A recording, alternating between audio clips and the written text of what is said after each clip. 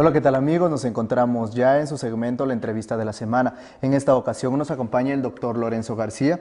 Él es titular de la Cátedra UNESCO de Educación a Distancia y se encuentra en nuestra universidad para dictar seminarios sobre desafíos tecnológicos y didácticos que presenta la educación a distancia y para participar del encuentro latinoamericano. ¿Cómo está, doctor? Muy buenas noches y bienvenido a nuestro programa. Hola, buenas noches, un placer. Para empezar esta entrevista, cuéntenos un poco cuál es el objetivo específico de dictar este seminario. Bueno, realmente se observa que todavía en gran cantidad de países del mundo existen ciertas resistencias sobre la educación a distancia. Resistencias que vienen generadas fundamentalmente por el desconocimiento de lo que es la educación a distancia. Entonces, lo que yo pretendo en este seminario y en otros similares que he impartido en distintos países de América Latina son seminarios de sensibilización, seminarios de argumentación, seminarios de mostrar lo sólidos que son los procesos de enseñanza a distancia, seminarios para mostrar la eficacia de esta modalidad educativa y que de alguna manera se muestren las herramientas fundamentales, los aspectos fundamentales, los básicos, los de procedimiento para hacer una educación a distancia de calidad. ¿Esos serían también los temas que se están aplicando en este seminario? Sí, más o menos nosotros vamos a estructurar el seminario en 4 bloques y los 4 bloques, el primero va a ser precisamente lo que le decía, un bloque referido a la fundamentación, a las bases teórico-prácticas de la educación a distancia, a la eficacia de esa educación a distancia que ya está demostrada en el mundo, es decir, aquellos que todavía o bien la ignoran, o bien ponen alguna traba o alguna resistencia, que sepan que está a través de investigaciones sólidas perfectamente mostrada cuál es la eficacia de esta educación a distancia. Y después dar en esa primera parte un apunte teórico. A continuación daremos otro segundo bloque referido a los docentes en educación a distancia, los profesores de la educación a distancia, los tutores de la educación a distancia, cuáles son sus funciones y tareas. El tercer bloque iría girando sobre 3 o 4 herramientas fundamentales que consideramos muy útiles en la educación a distancia, herramientas tecnológicas. Y finalmente el cuarto, pues dar una visión genérica de lo que puede suponer el disparate de que en la educación, no ya en la educación a distancia, en la educación en general, se ignore lo que suponen las tecnologías, se ignore lo que supone Internet hoy día. Entonces ahí poner un énfasis tremendo porque nuestros niños, nuestros adolescentes y nuestros jóvenes se aburren en la escuela, se aburren en las instituciones educativas, precisamente porque se pretende ignorar lo que es la realidad del medio ambiente, lo que es la realidad de que viven en su casa con sus amigos, y eso hay que poner ahí un énfasis especial para que eso se pueda neutralizar. Hablemos un poquito de este tercer punto que usted nos mencionaba, sobre las nuevas tecnologías. ¿Qué nuevas tecnologías se están utilizando para poder hacer accesible esta educación a distancia? Bueno, a ver, tal y como me hace la pregunta, yo siempre tengo una cautela cuando se dice para hacer accesible la educación a distancia, porque aquí en Ecuador y en tantos países de América Latina, por desgracia, cuánta gente, cuántas clases marginadas no tienen opción al clic, a dar el clic para acceder a Internet. A veces hasta les falta la luz eléctrica. O sea y yo ahí siempre pongo un énfasis tremendo de que a ellos también les debe atender la educación a distancia, con otras tecnologías más convencionales.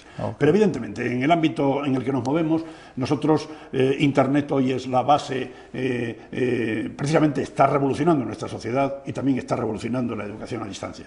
Entonces hay herramientas básicas y fundamentales que son gratuitas, la mayoría de ellas. Es decir, si yo le hablo del foro, de la herramienta foro, que es utilísima en procesos de educación, si yo le hablo de la herramienta blog, yo le hablo de la herramienta wiki, por ponerle algunos ejemplos muy concretos. ¿Y qué le voy a decir si le hablo de las redes sociales? Y las posibilidades que las redes sociales tienen para la educación.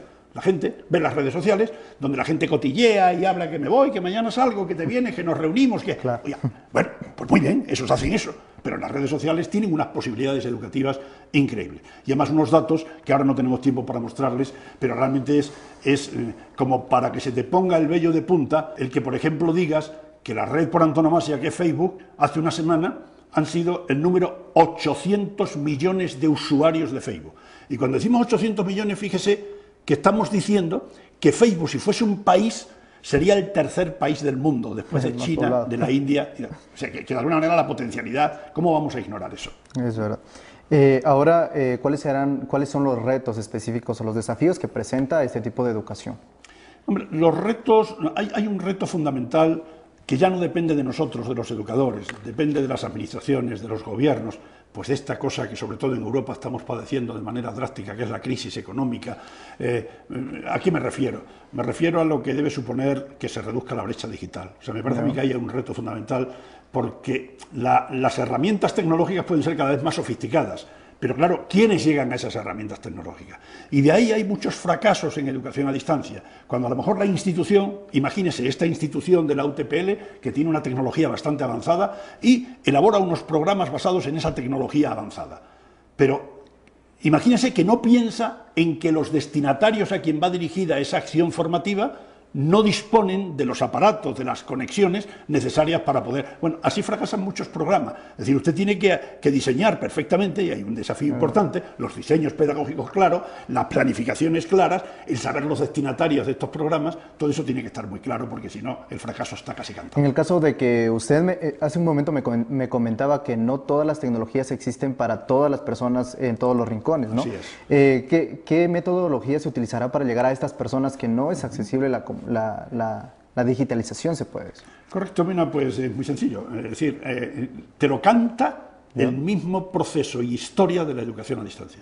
Cuando arrancó la educación a distancia, arrancó con unos sistemas muy convencionales y muy clásicos. Léase, material impreso, teléfono, radio. Le digo tres ahí que prácticamente llegan a todos los sitios. El correo postal, que prácticamente... Y mire, con esos tan convencionales, tan clásicos, tan obsoletos si quiere, se puede llegar al rincón de la selva, allá donde no llegan otros medios tecnológicos, y se le puede hacer un bien inmenso a esas personas. Es muy claro y específico lo que nos tiene que decir el doctor en cuanto a la educación a distancia, sobre los desafíos tecnológicos y didácticos que está presente. Muchísimas gracias a usted, doctor, por su información. A ustedes, amigos, muchísimas gracias por su compañía. Seguimos con más de su noticiero 7 días en la técnica. Muy buenas noches.